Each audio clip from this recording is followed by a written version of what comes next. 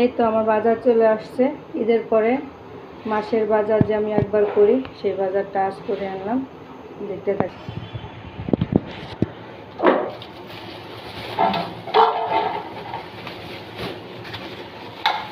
এই তো মুরগিগুলো বের করে মাসের সব একবারে দেশি মুরগি কিনে এক মাসের জন্য।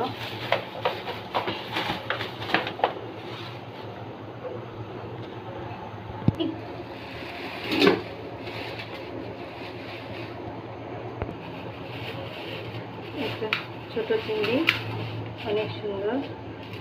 এটা কাস্টমার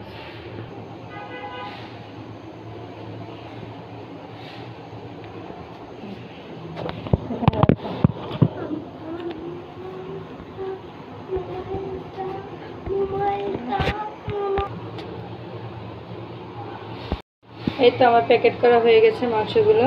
আপনারা আমার ভিডিওতে দেখেন প্রায় আমি মুরগি রান্না করি, কারণ এইটা যে বাচ্চারা মাছ খুব কম খায়, মুরগির মাংস হলে ভাত খায়, এর জন্যই এত করে আনা।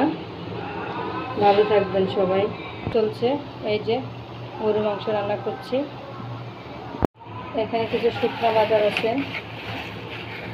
দারচিনি, কাঁচামরিচ,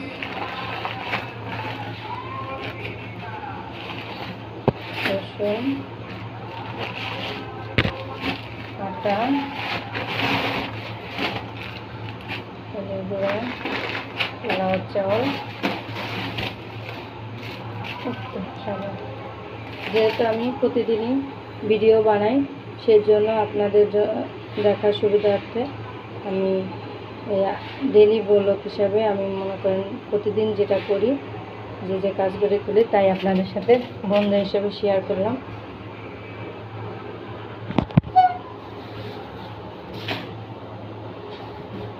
এই তো হয়ে গেল আমার বাজার। এটা আমার কষানো শেষ হয়ে যাচ্ছে। আলুটা দিয়ে নিয়েছি, দেখতে পাচ্ছেন। এদিকে আবার মাছ রান্না করছি, যেহেতু আপনার ভাইয়ের এক বন্ধুর দিন, তাই তার জন্য একটু স্পেশাল একটু বেশি রান্না হতেই পারে। কী বলেন বন্ধুরা? একটু মাছগুলো এটা দিয়ে দিচ্ছি।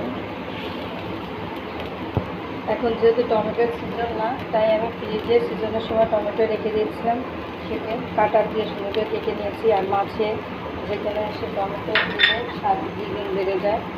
আমি টমেটোটা দেওয়ার সবসময় চেষ্টা করি, কারণ আমার কাছে ভালো লাগে। আরও দিয়ে দিচ্ছি ধনিয়ার পাতা। ধনিয়ার পাতা দিলে আরও আমার কাছে অনেক স্বাদ লাগে এবং টেস্ট হয়, তরকারি অনেক ঘ্রাণ দ্বিগুণ বেড়ে যায়। এই তো হয়ে গেছে আমার। আল্লাহ কমেন্ট চাই, ধাক্কা দিবেন না, তাই ছোট্ট ভিডিও করছি, সবাই দেখবেন বন্ধুরা।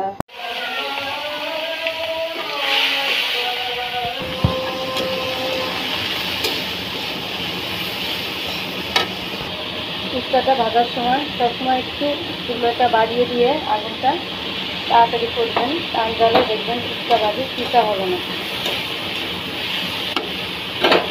রান্না শেষ। আজকে ছিল সকাল থেকে এই কাজকর্ম, আপনাদের সাথে শেয়ার করলাম বন্ধুরা। ভালো থাকবেন সবাই। আল্লাহ হাফেজ।